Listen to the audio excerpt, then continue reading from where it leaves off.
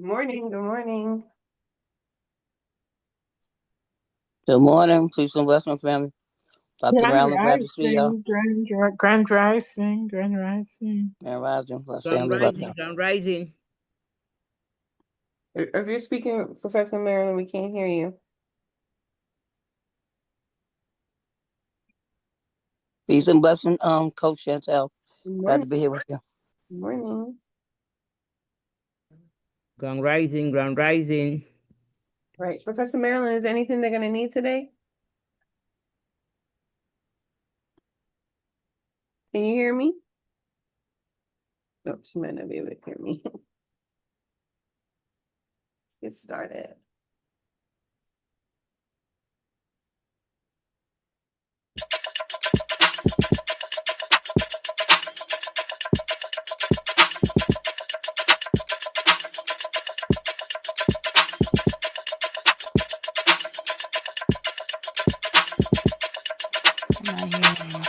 Wake up, everybody. It's time to get up. Wake up, everybody. It's time to get up. Stay woke, stay woke, stay woke. It's time to get up. Stay woke, stay woke, stay woke. It's time to get up. We're healing, we're dealing, we're growing. Together, releasing. We're teaching, we're moving. Together, we're learning, discerning. We're striving. Together, we're leading, connecting, transforming. Together.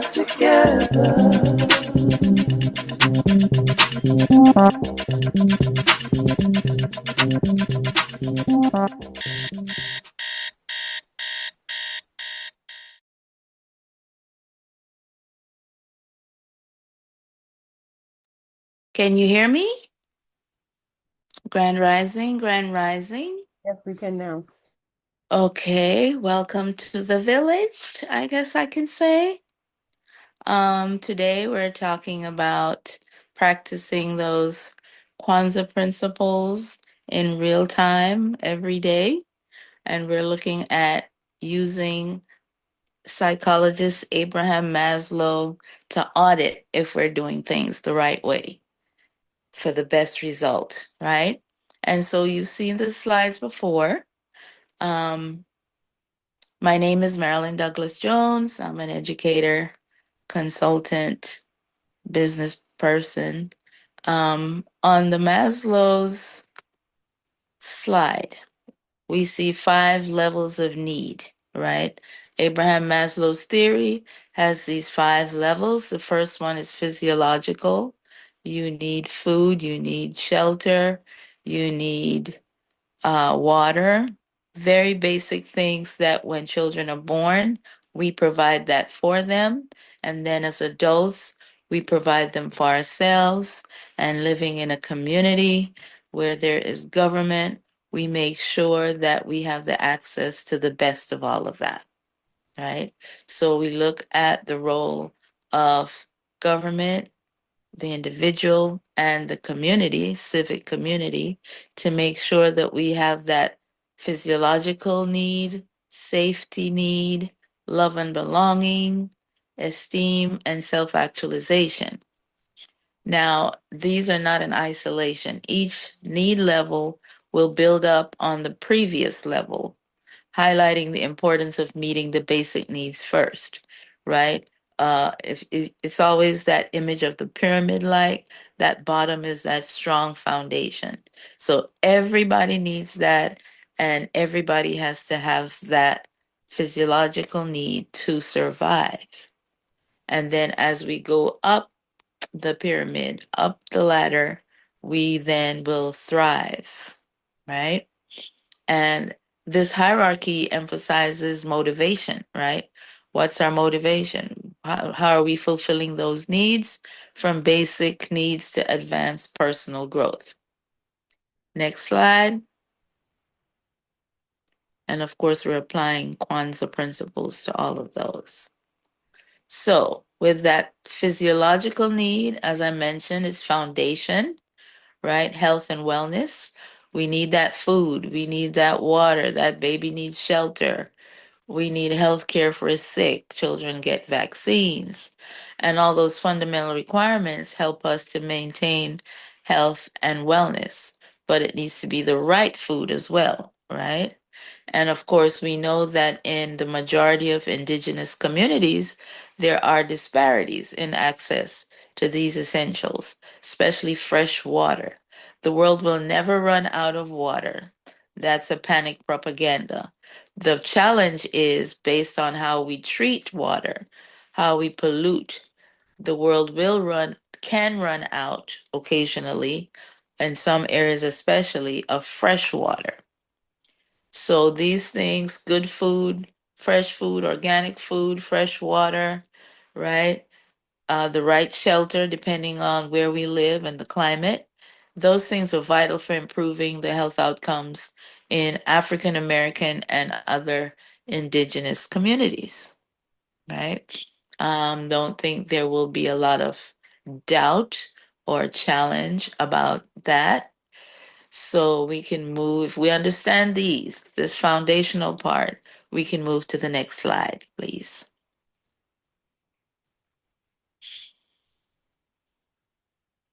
Okay. And so safety needs. Personal safety is fundamental. It then becomes, for us, we need to know how to protect ourselves in different ways. We've got the immunization, we've got public safety, we've got family planning, right? We have hygiene. Personal security includes protection from violence at home, domestic, and secure living conditions in public, as well as national safety, right? Financial stability. Financial security supports our well being.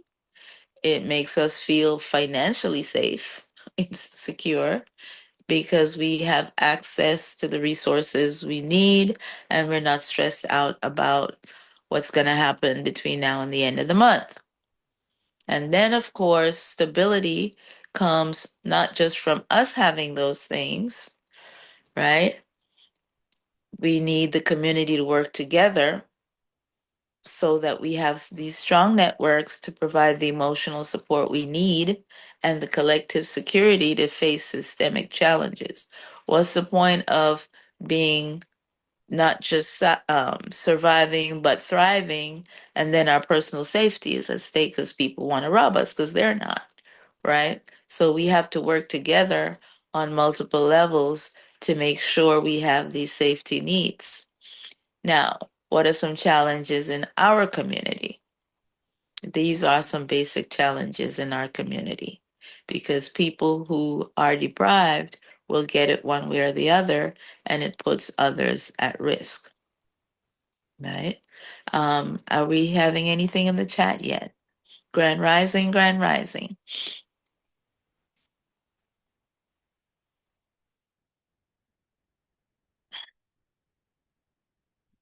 Okay, Cassandra, at the hotel in South Africa, you're fine if you went over a shower time? Yeah. Actually, the whole world, including the US, is in a water crisis. We just happen to be able to pour bleach into everything and we can boil and all of that. But that crisis, the world wars will really be about those basic needs. And water is a big deal because we use water to power electricity. That's a lot of water. And AI is said to be one of the polluters, right? So we have to be careful. Yes, it's a lot of our conveniences cause inconvenience somewhere else. Okay. Um, and so What are some thoughts about that? Any other challenges you've seen in your travels or in your neighborhood with providing these safety needs? What are some safety needs that concern you? Feel free to jump in and let me know. Um, Grand Rising. I've been on a few calls recently discussing the AI issue and how it uses billions of dollars of water to keep the things cool and how much water we use every time we enter a prompt. And so the concerns are that they're pulling this water from Black communities and things where water is already an issue. So we have to think about that because I know I'm an AI person. I'm like going crazy with the AI thing, and so we just have to learn more and understand the negative side of it, the consequences, and who it's actually affecting. Thank you. Thank you. And when you think about it, every device that you use gets hot, right? If you use it too much at one time. And so with these giant machines or, the technology, we're getting the simplified version and the delivery version. But behind the scenes, what does it take to make our lives simpler? Right. I know I've been trying to work with AI recently just to jog my memory about things or research something new that's happening to make sure it's factual. But even that programming is not necessarily in our favor. Right. And then, of course, we have lots of security challenges. Food security is a problem. Right. In a hurricane, for example, they tell you ahead to go buy, stock up. But suppose you live paycheck to paycheck. That may come at a time when you can't stock up. So that's food insecurity. Then, of course, in our neighborhoods, we have food deserts. So both income and location can impact our social stability, right? Be it food. And then, of course, if you have it and someone else doesn't have it, they're going to try to come and get some from you and not necessarily in the friendliest way. We've seen looting and things like that in the past on the news, right? So, how easy is it for us to build community where we are, right? Because we need those strong community networks for both collective security and emotional support. So Um, safety is crucial. Someone I wants to just, say yeah, something? I want to say something. I feel that, like out here we have a lot of gardens, right? And I just Mhm. feel like people not utilizing the gardens to deal with the food insecurity.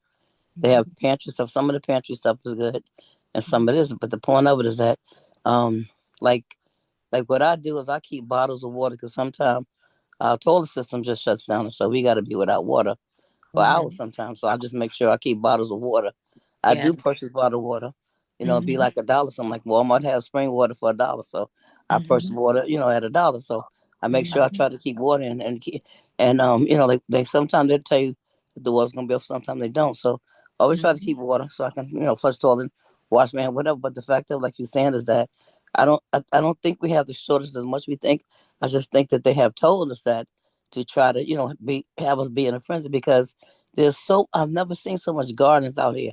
I'm in Mhm. Queens and they have a lot of gardens. And it's like if they have such an insecure thing, why aren't people using gardens? Because everywhere they have all these gardens. So why aren't people using the gardens to get the fresh food instead of going to the store? Because now they let you use your food stamps, different things.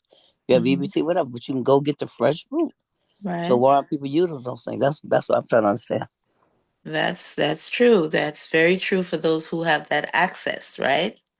Um, But what about the homeless people? What about people who aren't living close to gardens? Because New York, for example, is different from, say, Texas. Texas has more access to fresh food, even though we have food deserts in the urban areas sometimes, right? So the thing is, we all have access to some kind of food, but is it fresh? And then is that garden, who's managing that garden?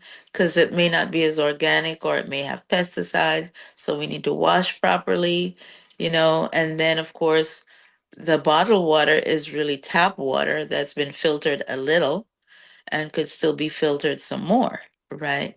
So the problem isn't access to water, but fresh, pure water. And then, of course, in the store, you pay more for what's really good, right? The next slide talks about love and belonging, right? And that's where family comes in. And we have one of the largest populations in the world, right? The map makes it look like we have a very large country as well, and everything's going to feel large to an individual, right? But love and belonging starts at home.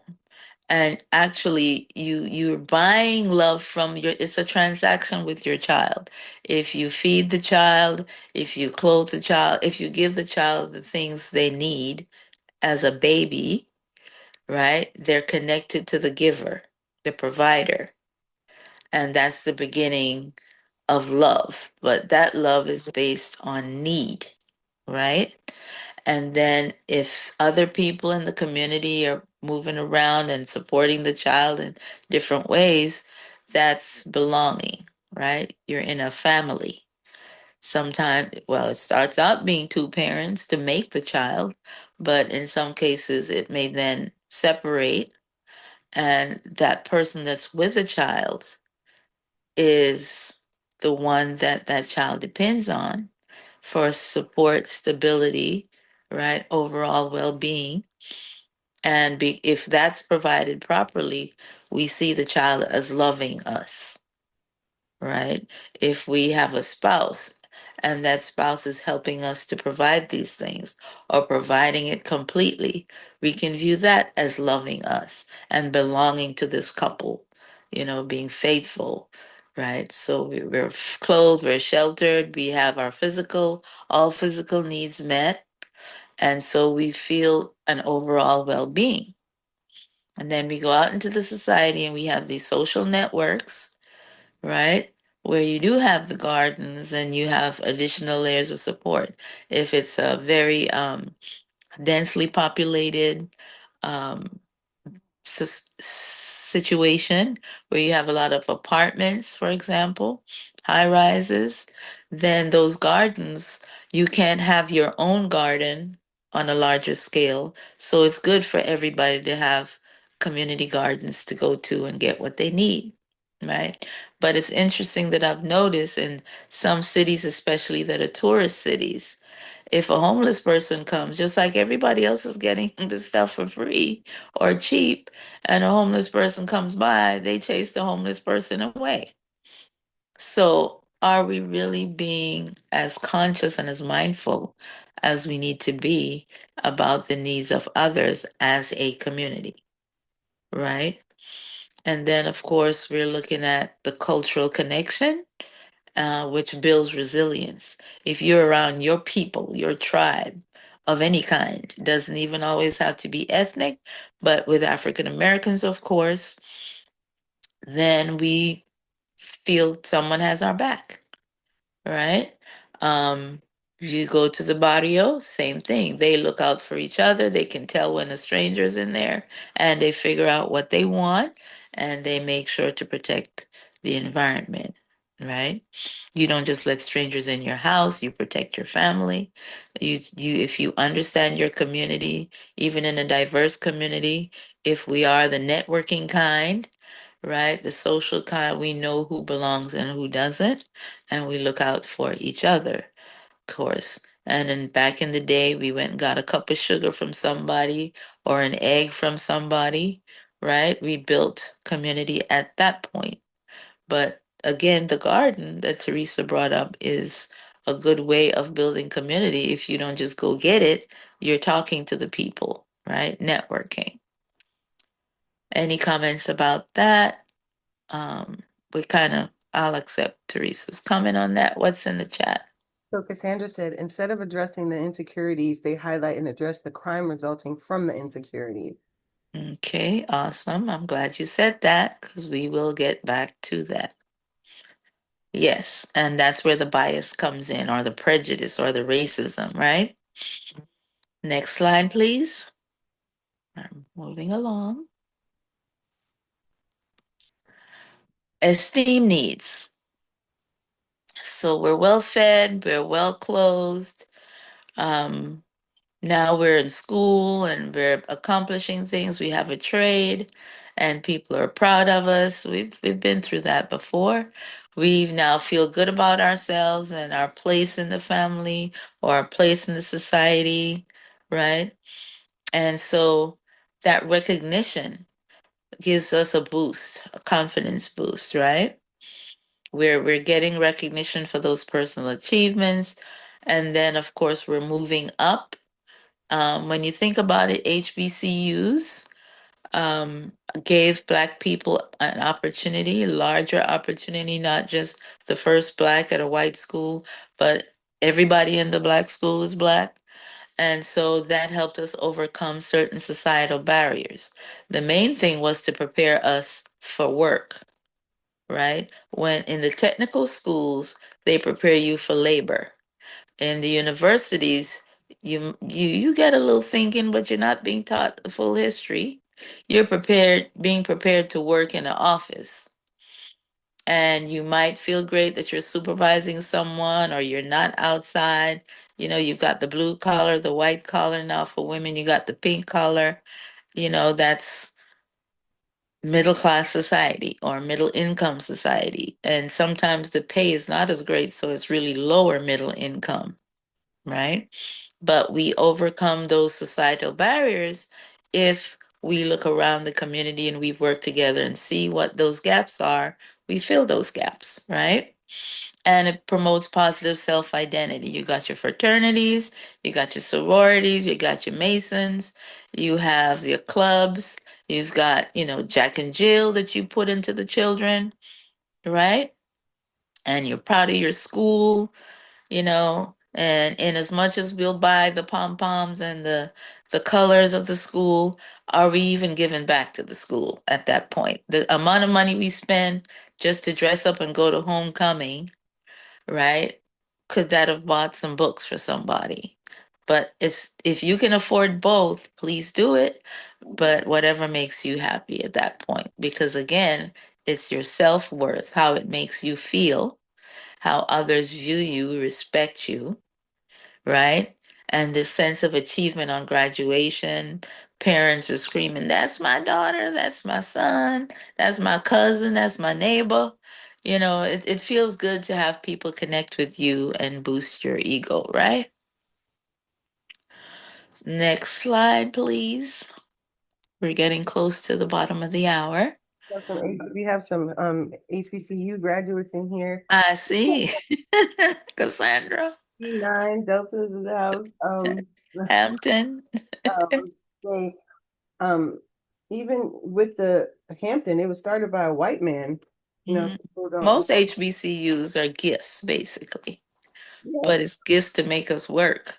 yeah, exactly. And then, but one of the things I really appreciated, like they were moving towards different ways in which that we can go into jobs. For example, if you were in business school, you had to either take sailing or golf because a lot of white people, when you close in deals, those are the sports and the things that they do, right? And so how do you make it that Black people can have these conversations like, sure, I can go on the golf course with you and I can go sailing. I know how to do these things. So Mhm. making it equitable and thinking outside the box of like what we need in order to have those conversations. Networking tools. Yes. That's what we'll call them, right? All right. And basically, it's building the Black bourgeoisie. Right. I was going to say that. And there's a book called Member of the Club. Hmm. That's one of them as well. So like the Black elite as well. Hmm. Mhm. Right. And then sailing, that's not a down south thing so much. Right. It's the coast, right? You're on the coast, that matters. Tennis, you can play anywhere. And look what it's done for Serena and Venus, right? That was And now Coco and all of these people, right? So that was those were their PE classes. Mhm. Tennis, sailing, and golf. Yes. Absolutely. And then golf was the man's thing to get together, hang out, get to know each other, give tips, maybe include a little nepotism, right? So if you know so and so, he'll hire my child. Mm-hmm. That's, or that's how I get a promotion because I went and played golf with the boss or Right, tennis with this person or go to tea at the club, golf club. The right. women can sit, and look pretty. And the men are playing, right? Mhm. Yeah. So it shows you it's a game, isn't it? Other one with the endowment, a lot of us have student loans, right? And so as opposed to PWIs, predominantly white institutions, where it's Hmm. hard to get back on a monthly basis or a yearly basis sometimes.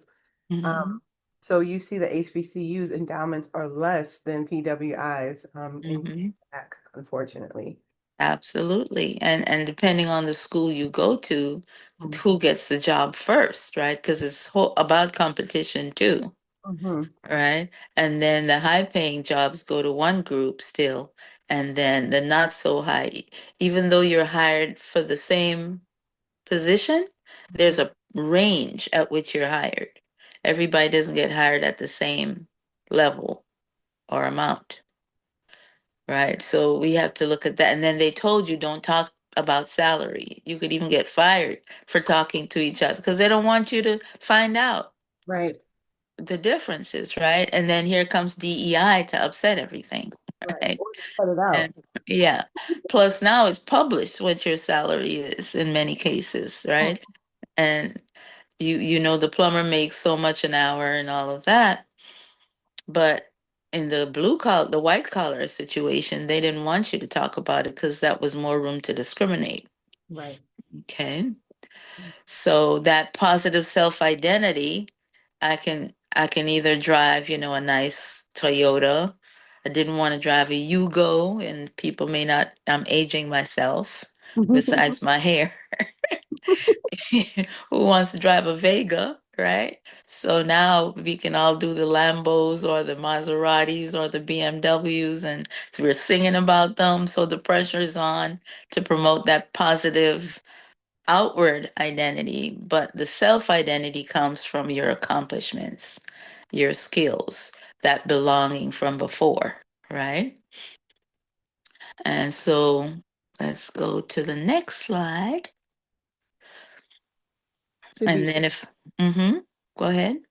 this is the next one, right? Self-act. Mm-hmm. Okay. Yes. Mm-hmm. And so we have come to where we've done all this, we've accomplished all this, we have all this. And so we're now feeling good enough to give back at some point. It focuses on our inner self, realizing that full potential. I can play tennis, I can golf, I can sail myself, right? And then I've got my sorors or my frat brothers, and I've got my family, of course, and the job. I'm educated. I have one certificate, 2 degrees, three, whatever, and all of those things that help us to feel we've arrived. But then at the same time, this is where we give back, right? We encourage that in others. We become leaders, not just a leader promoted on the job, but at church, you're the head usher. Um, you're the usher. You're collecting the donations, right? You're heading the Girl Scouts or Boy Scout group. So you're giving back now. You're mentoring for Jack and Jill, big brothers, big sisters. And so you're empowered and fulfilled in all these different communities.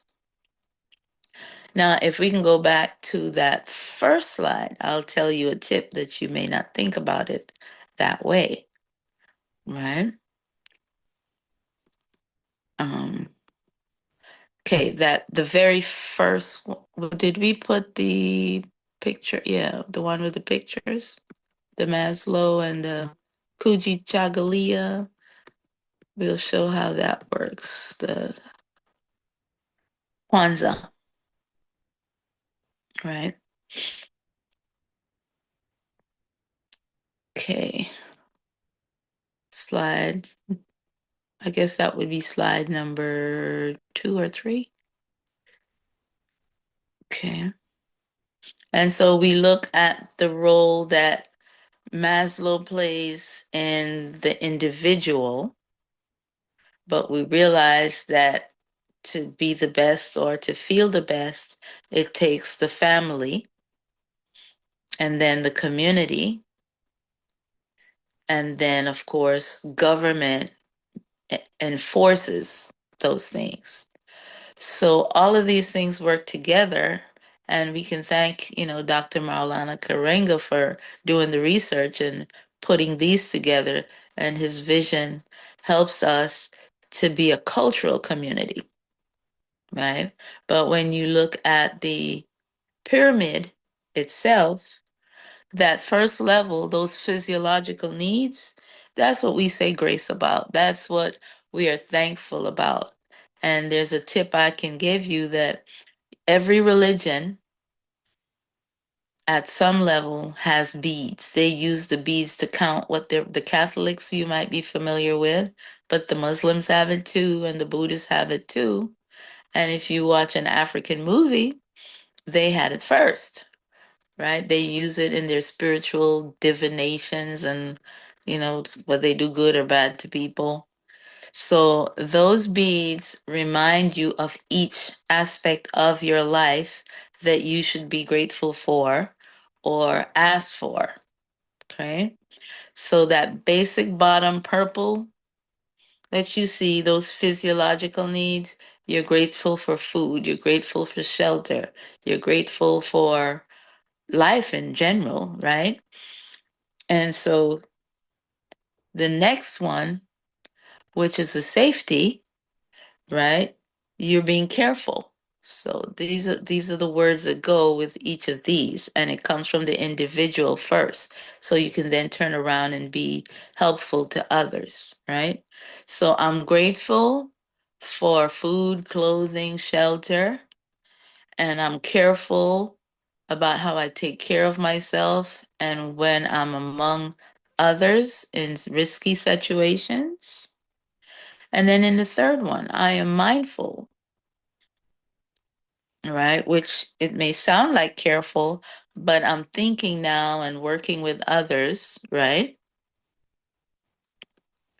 To make sure that I want to belong or I want to help someone else feel like they belong. And I'm mindful of how I carry myself so that I can show a sense of pride and esteem, right? We're back to that. Okay. And then I'm purposeful. I do things a certain way to get a certain result for myself internally or for my public. Again, that esteem looking thing. And then if I do all of that, I've been grateful, I've been careful, I'm mindful of others, and I'm purposeful in my behavior, I then feel powerful. I've done the best I can in the situations I had, and I've moved up and on to be the best that I can be. And now, again, fulfilling those needs, I'm beyond that to fulfilling the needs of others. And then I'm spiritually comfortable, right? So we can be grateful for what's provided for us, what we can provide, have the ability and access to provide for ourselves and others. We are careful to make sure that it's healthy for ourselves and for others. We are mindful that others are not as blessed, right, as we are. And we are purposeful in paying it forward. And so that all works together to make us feel powerful, and we can advocate for others and we can perform actions. And um, we heard Chantel talked about endowment. There are banks that when you have an account at the bank, they give you maybe $1,000 in life insurance for free. I always have to come back to the financial, right? Because you had to pay for all these things, the clothes, the food, right? But if they're giving you $1,000 free, what's stopping you from different having accounts at different banks so that you're leaving something maybe to your religious institution, your school, your neighbor, whoever, but that's money that you're not at some point someone's paying for it, but you were told it's free, the first 1,000, and you could pay for more. But if you could do that without spreading yourself too thin by opening up, 2 or 3 bank accounts, that's money that you can donate somewhere, right? And so all of these things, being grateful, being careful, being mindful, being purposeful, intentional, right? It makes you feel powerful because you're accomplishing those things in a deliberate way. Then you become awesome and not awful, right? So that's my little rhyme for today. Be grateful, be careful, be mindful, be purposeful, and you'll be powerful. And if you do that in a positive way, you'll be awesome. But if your motivations and your actions are negative, you're being awful, right? And so, any comments on that? Pretty much complete. Is I hope that is helps it possible somebody. to put that on Facebook, those words on Facebook, so we can see it? We can look at it and copy and paste it. Be really good. Sure. Grateful, careful, Yeah, mindful, purposeful makes you powerful. I hear what you're If saying. if you use it for good, you're awesome.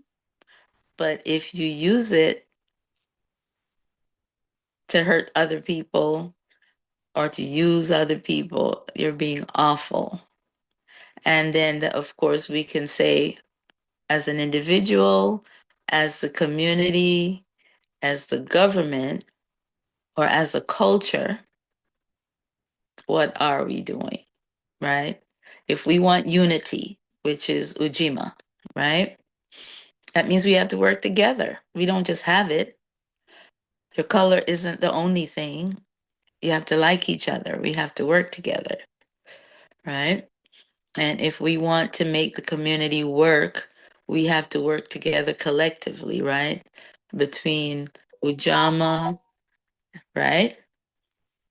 But it starts with self determination when you're thinking for yourself. When you're at the most basic need, you're depending on others, your parents, the community. It's an interdependency all the way to the top, right? But then integrity is what you do when no one's looking, right? So we are grateful for our basic needs. We are careful in our public spaces. And when we choose how to meet those basic needs, we are mindful of others, giving them a sense of belonging, getting ourselves a sense of belonging. That's that cultural mindfulness. And we are purposeful when we give back or pay it forward, or we do things for ourselves without hurting others. We're thinking about what we're doing. And that makes us powerful because we're confident, we're in control as much as anyone can be. And so we are awesome if it's positive, and we're awful if it's negative. We keep it simple, right? So we can see things for what they are and do things as needed to make things work for ourselves and others. And can I hear from, we We have can maybe Adam. take another minute? Yeah, we have Adam. Okay, good morning, Adam. Good morning, Professor Marilyn. Good morning, World Nation. How y'all doing this morning? Awesome, thank you. Good. That seven principles that you just showed is just a reminder that each of us should, take accountable for what we do on a daily basis. And it's beyond, how much money we have, whether we have a little bit of money or a lot of money. It all boils down to our belief systems each and every day. And also, it's all about what we're grateful for and not get distracted and sidetracked by the outside voice, whether it be the media, social media, or what somebody else is telling you, because sometimes the people that live closest to you could be the same people that could deceive you at the same time. It's all about picking and choosing what makes sense and what doesn't make sense. So we can, move forward and grow within ourselves before we give to others, because we can't get to others if our spiritual values are not right at all. So it's really no getting around it. So thank you for, having this conversation on the seven principles that we need to implement each and every day, because it's not just hearsay or word of mouth. It's a way of life. And thank you, Professor Non-Complete. Thank you so much. You're welcome. Okay, anyone else in the chat? Laura said the ways and rituals of our ancestors were used to construct organized religions as tools of oppression and control. So why not do a Sankofa and go back to fetch the original ways of our ancestors? Laura, you Absolutely. want to come off mute? Yeah, I have my hand up. Um, Grand Rising. Thank you, Professor, for Grand Rising. this topic. Yes, and what I wrote has been coming up for me in recent times. Yes, so when you spoke about the beads and where it started originally, the thought came back to me about how our ways and rituals were used to create these organized religions that, to me, this is my Mhm, opinion, mhm, have been used and are being used as tools of power, control, and oppression. So when I look at it, I'm like, what will it take for us to go back, Sankofa, go back and fetch those ways? You know, wow. I was at a uh, healing, spiritual cleansing early Saturday morning, and I was amazed at the ways, the same ways that I grew up being afraid of, the ways our African spiritualist organizations in Jamaica practiced were the same ways these people were using now. And I was like, this is a technology we need to go back to. So, I'm so grateful for you bringing that up and reminding me to use my beads daily instead of having them sitting there. So, thank mhm. you so much. Thank you. You're welcome. And I'll even give you another um, tidbit because they call it trivia because they want to downplay the real facts of life, but it's not trivial, right? So the white handkerchief, of course, we had cotton, all right? And the white handkerchief was very important. Even in church, you have the handkerchief, you have the head covering, you have whatever it is each group does. But the white handkerchief is a medical device. Why might I say that? Because when you blow your nose on a white handkerchief, whatever color comes out tells us what's going on with our health. Okay? So the next time you see a white handkerchief, think of it as something our grandparents used. They may wave it in church, but it was intended from hundreds of years ago, once we started weaving cotton, that our spiritual leaders, our medical practitioners, used it to determine when you blow your nose or cough into it, what comes out is a diagnosis at that point. So even if you're tired of hearing about Maslow or Kuji Chagalia and Kwanzaa, I like the one Kuji Chagalia. Um, you can still learn something new today, I hope. Right? That makes sense. Thank you so much. Absolutely. And when they kiss their children, they kiss them on the forehead. If their perspiration or whatever is salty, the level of salt in that, and then of course you're getting the temperature also. So the technologies are wonderful, but really maybe we know more than, on our own. so that we can have that first foundation secure on the hierarchy, on the pyramid, right? We don't have to feel insufficient. We are enough. We're more than enough. Okay? Okay, and I am complete. We have Teresa with her hand up and Rashida. Go ahead. I Who's just want I first? just wanted to make a statement. It's like we have these different things that we teaching, but it's like when do like the Wu family come together and create, like how do we start creating these systems so we all can work together and get the benefit of it? Because me doing it by myself, then we doing it with a collective. Is that like when do we start building a collective? Because each people have their gifts that they can bring to the collective, but it's like how do we start a collective so we can start work on these things, all these different things that you taught us, because you teach us some really great things. But it's like, how do we start the process as the Wu family to get it started? But isn't Wu a collective? And It if is. you if we've been taught, we need to go out and make disciples of other people, right? And do it ourselves, lead by example. No, I understand. I'm just saying, but as a team, I do better with a team. I know how I work. Like Okay. I need a community. Other Right. people can go. So but I'm just saying is that we have a Mm-hmm. lot of information, but like, how do we already, like start building with each other and creating these systems that, we're talking about is what I'm saying. The best we can do is raise awareness, and then Okay. people choose to participate, right?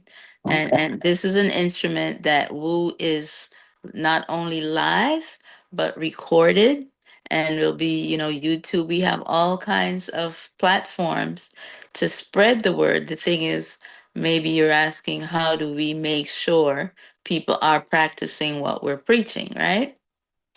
And that's where you build a community next to you, the physical one you can see, right? So, if you look at Christianity, Jesus went from 12 people to over 1 billion people today. How did that happen? They went out and created other disciples of them. Now we have to be careful of that third party thing, because as I put on Facebook yesterday, the direct followers of Jesus Christ are not the same, or even of Buddha or Confucius, are not the same as those third party people who only hear it and it's a version of it. So when I try to break it down enough where we do it for ourselves first, right? You put the mask on first before you try to even put it on the baby, right? Feed yourself first, and then you're in a position to work and feed someone else, right? And so I suggest to you that the collective is already there. It's even global. It's just a matter of recognizing it and not feeling so frustrated that it's not there.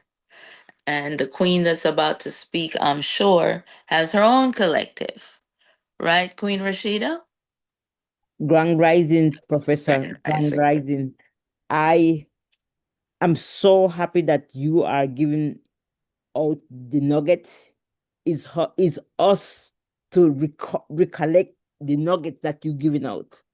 What we're going to do with them also, because we can collect them. If we don't utilize them, what is the purpose? What is the purpose? And we, as individual, we are beings. We are beings, and we need to stop being selfish beings. Because if we continue collecting in the bucket and not giving it out, it's not going to multiply ever. And one of the things that I took away from that white handkerchief Mm-hmm. is I remember my grandmother. She have no kind of linen or towel if they was not white, and they was lily white. And our foreparents, we would ask, "Oh, why did that you only use white linen? Oh, And okay, at least I was a chatterbox. Always the chatterbox. And it was one of those things that remember one evening she sit down on our on our corridor. And I started to ask her why this, why that. I said, little girl, you are very inquisitive, And I was like, why is that is only white linen? And when she teach you to make a bed, she teach you properly. If she could drop a dime on that bed, using problem. And she let us know that that white linen, it was to let she know how healthy she was. She said that when she wake up in the morning and she look at her linen, if they was Mhm. dark, if they was yellow, Mhm. something was wrong. Mhm. And Mhm. until today, I still use only white linen. And when my grandkids is around, I was like, oh my God, my grandkids are going to hold dirty my white linen. But it's so important that we follow the knowledge and the collective that they was instilling in us. I know that some of our foreparents was not giving us the information, but since Mhm. I was inquisitive, like what my grandmother would call inquisitive little girl, go and play with your peers. Oh no, I want to know more. And today it's pay off from knowing more of what I was seeing that my peer them were not wanting to learn. But this Mhm. for me, it was a life learning. So thank you so much for interjecting and giving more. And please, guys, let's take the nuggets and run with them and share them. Mark your part with those nuggets. Thank you very much. That's right. It's not voodoo. It is medicine. It is psychology. It is everything we need to do well. It's our culture. It's our spiritual gifts. Discernment. That handkerchief is a test of many things, right? Do you just, the Kleenex you fold up and throw away without even looking? You just want to get rid of that stuff. But you need to look at it. Okay. Anyone else? I guess we can sign off if not. Hello, Miss Martine, Wanja, Phyllis, S- Z. It's been great hanging out with you guys today. Our 30 minutes has turned into almost an hour. I respect your time, right? But use your natural technologies. Okay. So let's pull up your slides and tell the group about your special offer. Absolutely. As usual, it's that financial coaching. And so that collective, we have these opportunities, take advantage of them, right? And Word to action. how can You they? may contact me. Sorry, I'm No. just clear. Um, my phone number is there.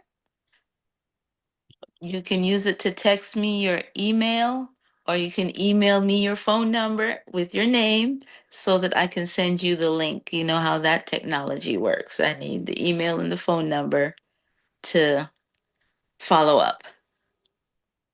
But people are benefiting from it. I'm very happy. That's why I keep that as the one.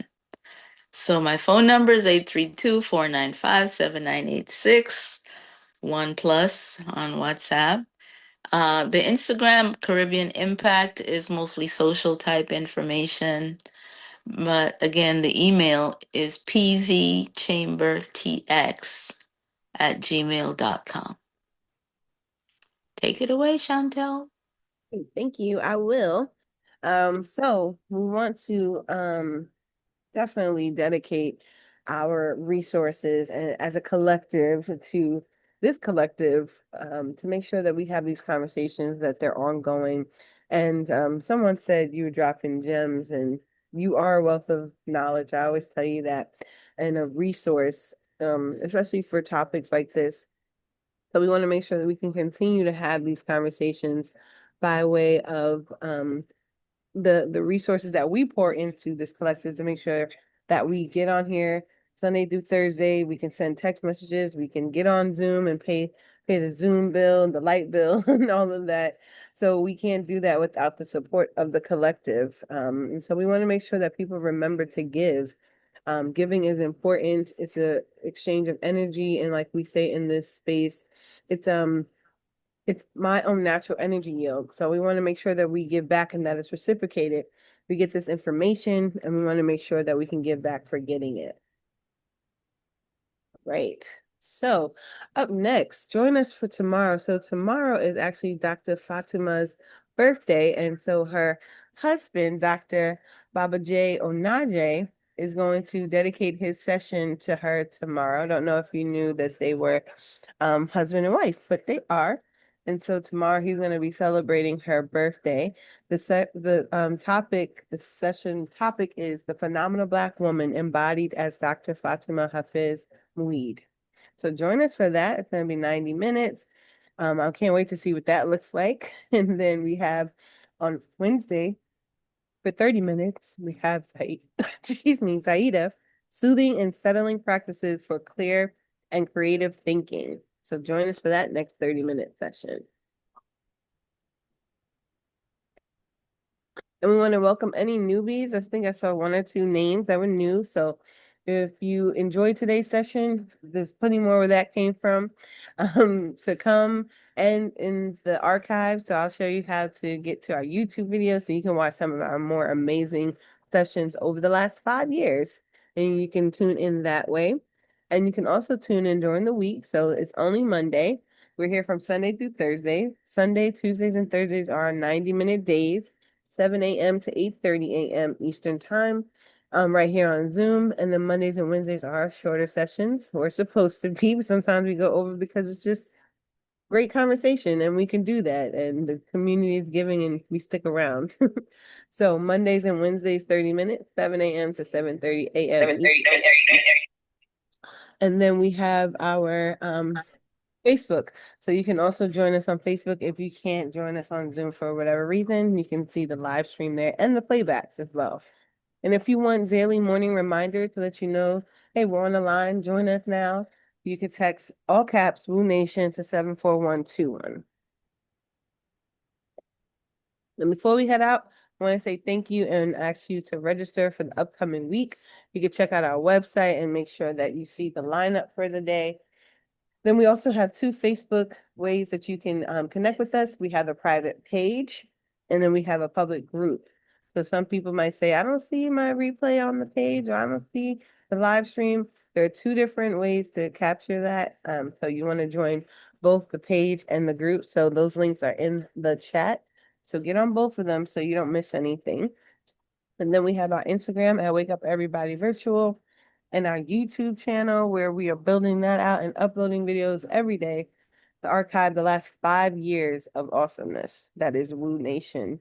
And if you have any questions, comments, concerns, if you'd like to join the admin team, the volunteer team, and give back and be of service and show your gifts or learn new gifts, email us at info.wakeupseries@gmail.com. I'm going to stop sharing and I'm going to unmute everybody, spotlighting Professor Marilyn so we can give her her well-deserved love shower. So let's let it rip, y'all. Thank you so much for this conversation. Thank you so much for this conversation. Thank It's you, been a Professor wonderful Marilyn. Thank you. understanding the Thank you. connection we have. God bless you. Thank you so much. Thank you, Blessing, Professor Miller, for this blessing, wonderful blessing. conversation. Yes, As it's a always, wonderful way it's always important to to stay on top of our connect games and with not each Love y'all. other, Thank you. with Thank you. sidetracked and Love y'all. one Have a confused great another, by the the outside voice. Take community care. God and bless They you. depend on us, family. submit Thank to you their so Beautiful much. ways. family. Love Thank you. you. Thank It's you. been Thank a you. We got Professor pleasure newbies. Come on whenever. back. in all of this. All the ones that was here. And Teresa, we're already a collective, so don't worry about it. We have Yes, your back. yes, we are. So You much. yeah, we just gotta come Thank you. together. Thank you. Thank you. Have a great day. Love you Everybody, too, Love. Have a great week. Professor. Bye.